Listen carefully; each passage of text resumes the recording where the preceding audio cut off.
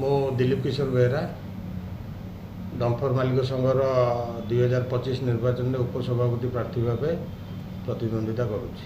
Selection ତ ହେଉଥିଲା, election dumper ଆସନର ଗୋଟେ ପରମ୍ପରା। ବୋଧହୁଏ ଏଇ ଯେଉଁ ଶାସନ ଚାଲିଛି ଏକଛତ୍ରବାଦ ଶାସନ, ତା ଭିତରେ କିଛି ଏମାନଙ୍କର ଏକଚାଟିଆ ଶାସନ ପାଇଁ ହାତ ଟେକା ଇଏ ସିଏ କରିକି ସେମାନେ ଇଲେକ୍ସନଟାକୁ ବନ୍ଦ କରୁଥିଲେ।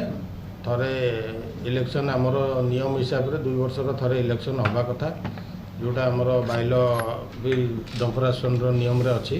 କିନ୍ତୁ ସେମାନେ ତାକୁ ଓଭରଟେକ୍ କରିକି ତାଙ୍କ ହିସାବରେ ସେ ଶାସନଟା ଚଲାଉଛନ୍ତି। ଠିକ୍ ଅଛି, ଏବେ ସମୟ ଆସିଛି, ସେମାନେ ତାଙ୍କ ହିସାବରେ ଇଲେକ୍ସନଟା କରିଛନ୍ତି, ସେଥିପାଇଁ ତାଙ୍କୁ ବି ଧନ୍ୟବାଦ। ଯେ ପରମ୍ପରାଟାକୁ ବଞ୍ଚେଇଛନ୍ତି, ଏବେ ନିଦ ଭାଙ୍ଗିଲା ଯେ ନାଇଁ ପରମ୍ପରା ଅଛି, ସେଇଟା ହେବା ଦରକାର, ସେଥିପାଇଁ ତାଙ୍କୁ ଧନ୍ୟବାଦ ଦିଆହେଉଛି। ବାକି ଆମେ ଯେଉଁ ପ୍ରତିଦ୍ୱନ୍ଦିତା କରିବାର କାରଣ ହେଉଛି, ଏବେକା ସମୟରେ ଡମ୍ଫର ଆସନର ଯେଉଁ ସିଏ ଗୋଟେ ସଂଗଠନ, ଗୋଟେ ଅନୁଷ୍ଠାନ, କିନ୍ତୁ ଅନୁଷ୍ଠାନ ମାତ୍ର କହିଲେ ଯେ ସେ ତା'ର ପରିଭାଷା ହେବନି। ଆଜିକା ଡେଟ୍ରେ ଯଦି ଆମେ ଡମ୍ଫର ମାଲିକ ସଂଘକୁ ଭାବିବା, ପାରାଦୀପ ବନ୍ଦରର ଆଜି ଯେଉଁ ଉନ୍ନତି ହେଇଛି ତା ପଛରେ ଡମ୍ଫର ମାଲିକ ସଂଘର ପାଖାପାଖି 50% ହାତ ଡମ୍ଫର ମାଲିକ ସଂଘର ଅଛି। କିନ୍ତୁ ଡମ୍ଫର ମାଲିକ ସଂଘର ସେଇ ଯେଉଁ ସମ୍ମାନ ପାଇବା କଥା କି ତା'ର ସେ ଯେଉଁ ହକଦାର, ସେ ଆଜି ନାହିଁ। ତା'ର କେବଳ କାରଣ ହେଉଛି ଆମର ନେତୃତ୍ୱର ଅଭାବ। ଆମର ଏ ନେତୃତ୍ୱମାନଙ୍କର ଚିନ୍ତାଧାରା ଯେ କେମିତି ଆମେ ଆମର ନିଜ କଥା ଚିନ୍ତା କରିବା। ସଂଘର ଗାରିମା ଆଜି ମାଟିରେ ମିଶିଲାଣି, ତା ବାବଦରେ ନା ଚିନ୍ତା କରିବାର ଅଛି, ନା ସଭ୍ୟମାନଙ୍କର ଯେଉଁମାନେ ମେମ୍ବର ଅଛନ୍ତି ସେମାନେ ଆଜି ଦୁଃଖ ଦୁର୍ଦ୍ଦଶା ଭିତରେ ପଡ଼ିକି ବୋଧହୁଏ ପାରାଦୀପରୁ ବହୁତ ସାରା ଲୋକ ଚାଲିଗଲେଣି। ଆଉ ବହୁତ ସାରା ଲୋକ ବି ଅଛନ୍ତି ନିଜର ଗାଡ଼ି ଚଲେଇ ବି ପାରୁନାହାନ୍ତି, ତେଣୁକରି ବହୁତ ଦୁଃଖରେ ଅଛନ୍ତି। ସିଏ ସଂଘର ଉଦ୍ଦେଶ୍ୟ ସେୟା ନଥିଲା। ଯେବେ ତା'ର ସ୍ଥାପନା ହେଇଥିଲା ବହୁତ ସାରା ଲୋକ ଆସିଛନ୍ତି ଯାଇଛନ୍ତି, କିନ୍ତୁ ସଂଘ ଅଛି। ଆଉ ଆଗାମୀ ଦିନରେ ବୋଧହୁଏ ଯଦି ଇଲେକ୍ସନରେ ପରିବର୍ତ୍ତନ ନ ହେବ, ହୁଏତ ଆଉ ସଂଘରେ ଆଗାମୀ ଦିନରେ ଇଲେକ୍ସନ୍ ନ ବି ହେଇପାରେ। ଆଉ ସଂଘର ତା'ର ଅସ୍ତିତ୍ୱ ମାନେ ମାଟିରେ ମିଶିଯାଇପାରେ। ଆମେ ଜିତିଲା ପରେ କ'ଣ କରିବୁ, ସମସ୍ୟା ଦେଖିବାକୁ ଗଲେ ତ ଅନେକ ଅଛି, ଛୋଟ ମୋଟ ସମସ୍ୟା। ସେସବୁ ମୌଳିକ ସମସ୍ୟା ଅଛି, ସବୁ ମାଲିକମାନେ ତା ଦେହରେ ଓତପ୍ରୋତ ଜଡ଼ିତ ଅଛନ୍ତି। କିନ୍ତୁ ଆଜିକା ଡେଟ୍ରେ ଯେଉଁଭଳି ମାନେ ଶାସନ ଚାଲିଛି, ସେ ଶାସନ ବିରୁଦ୍ଧରେ କିଏ ସ୍ୱର ଉତ୍ତୋଳନ କରିବାକୁ କାହା ପାଖରେ ସେ ସତ୍ସାହସ ବି ନାହିଁ। ସେଥିପାଇଁ ଯେହେତୁ ଆମେ ସେ ସଂଘ ସାଙ୍ଗରେ ଦୀର୍ଘ 25 ବର୍ଷ ହେଲା ଜଡ଼ିତ ଅଛୁ, କିଛି ଭାଇମାନେ ଆମର ଅତି ନିଜର ଅଛନ୍ତି, ଆମେ ତାଙ୍କର ଦୁଃଖ ଭଲ ମନ୍ଦ ଦେଖିବା ପରେ ଆମେ ଚିନ୍ତା କଲୁ ନାଇଁ ଯଦି ଆମ ଦ୍ୱାରା କିଛି ହେଇପାରିବ। ଆଜିକା ସମୟରେ କେହି ତ ସ୍ୱର ଉତ୍ତୋଳନ କରୁନାହାନ୍ତି, ଭୟ ଭିତରେ ସମସ୍ତେ ରହୁଛନ୍ତି। ତେଣୁକରି ଆମେ ସେ ଜାଗାକୁ ଆସିଛୁ।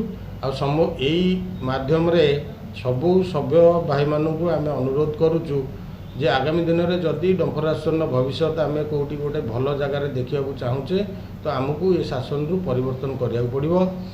ସମସ୍ୟା କହିଲେ ତ ବହୁତ ସମସ୍ୟା ଅଛି, କିନ୍ତୁ ସବୁଠାରୁ ଯେଉଁ ବଡ଼ ସମସ୍ୟା ଅଛି ଆଜିକା ଡେଟ୍ରେ ପାରାଦୀପ ବନ୍ଦର ତା'ର ପ୍ରତ୍ୟେକ କାମ କାର୍ଯ୍ୟ ମେକାନାଇଜ୍ ୱେରେ କରିବାକୁ ଚାହିଁଲେଣି, ଆଉ କରିଲେଣି ମଧ୍ୟ। ଏଇଭଳି ଯଦି ଚାଲେ ହୁଏତ ଆଉ ବର୍ଷେ 2 ବର୍ଷ ଭିତରେ ଡମ୍ଫର ଆସନର କାମ ହିଁ ନଥିବ, କି ଆଉ କାମ ଯଦି ନ ରହିବ ସଂଘ ବି ନାହିଁ, ସଂଘ ନହେଲେ ସଭ୍ୟ ବି ନାହାନ୍ତି। ଆଉ ଇଏ ଇଲେକ୍ସନ୍ ଇଏ ସବୁ ତ ବହୁତ ଦୂରର କଥା। ତେଣୁକରି ପ୍ରଥମେ କାମ ବଞ୍ଚିଲେ ସଂଘ ବଞ୍ଚିବ, ଆଉ ସଂଘ ବଞ୍ଚିଲେ ଇଏ ସବୁ ଜିନିଷ ହେବ। ତ ଆମର ପ୍ରଥମ ଉଦ୍ଦେଶ୍ୟ ହେଲା ଆମର ଯେଉଁ କାମ ଆମେ କରୁଛୁ ସେ କାମ କେମିତି ଦୀର୍ଘ ଦିନ ଆମ ହାତରେ ରହୁ, କି ଆମ ପାଇଁ କିଛି ସରକାର ବ୍ୟବସ୍ଥା କରିବେ। ଆଉ ଇଏ ଜିନିଷ ଆମେ ବି ପୋର୍ଟ ଅଥରିଟି ଠାରୁ ଆରମ୍ଭ କରିକି ଅପ୍ ଟୁ ସେଣ୍ଟର ମିନିଷ୍ଟରଙ୍କ ପର୍ଯ୍ୟନ୍ତ, ସିପିଂ ମିନିଷ୍ଟର ହୁଅନ୍ତୁ, ସେକ୍ରେଟାରୀ ହୁଅନ୍ତୁ, ଏ ଜିନିଷ ତାଙ୍କ ଦୃଷ୍ଟିଗୋଚର ବି କରାଇବୁ। ଆଉ ଏବଂ ଆ ପାଇଁ ଆପ୍ରାଣ ଚେଷ୍ଟା କରିବୁ ଯେ କାମ କିଛି ମାନୁଆଲି ରହୁ, ଯାହାଦ୍ୱାରା ଡମ୍ଫର ଆସନର କାମ ବଞ୍ଚିଲେ ସଂଘ ବଞ୍ଚିବ। ଆଉ ଆଜିକା ସମୟରେ ସଂଘ ସହିତ ଆମେ କେବଳ ସଂଘ କହିଲେ ହେବନି, କି 400 ମାଲିକ କହିଲେ ହେବନି। 400 ମାଲିକ ଅଛନ୍ତି, କିନ୍ତୁ 1500 ଡ୍ରାଇଭର ଅଛନ୍ତି।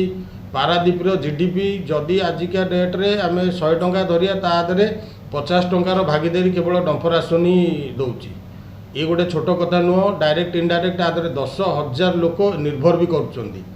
ତେଣୁକରି ଇଏ ବାବଦରେ ସରକାର को आम उठा बसा करईदेबू जे ये जिनस को निश्चित गुरुतर सह नहीं आम विचार करेंगे आगामी दिन में केमी डंपर आसन कम जो मैंने आमर मेंबर भाई मैंने अच्छा छाड़ला जो मैंने ड्राइवर भाई हूँ स्टीवर्डर हूँ जी कहीं भी डायरेक्ट इनडायरेक्ट या सहित जड़ित अच्छा समस्त कम रो आउ समस्ते भले रहतु आउ सरकार भी आगातु आमर से किसी ऑब्जेक्शन नहीं पोर्टर डेवलपमेंट हो किंतु सबू लोकों को नहीं कि डेवलपमेंट हो डेवलपमेंटा नुह जे लोक मानकर स्वार्थ को बलि देकी आम केवल डेवलपमेंट करिया यह हूँ मोर वार्ता आती मु वार्ता माध्यम कहूँ चाहूँगी संघरे थिबा समस्त सभ्य सभ्या मैंने समस्ते शिक्षित लोक जानती ये आमर पेटपाटणार कथा ये आम राजनीति नक आम भविष्य को चिंता करिया दरकार आम भविष्य कुआड़े जाऊँगी तेणुक जदि आम से जिन चिंता करिया हुए तो आम भाभी पारिया जे आउ डंपरासन अस्तित्व धीरे धीरे लोप पाया जाऊँगी आपको जदि एठू आम बंचेवा चेष्टा करिया तार जो गारिमा पूर्व दिनर जो गौरव जदि आम फेरैया चाहिए तो आम समस्ते एक हवा ये शासन को परिवर्तन करिया ताहले निश्चित आम डंपर मालिक संघर गारिमा को बंचई पारिया ता सहित आमर जीवन जीविका को ठीक रखिपारिया।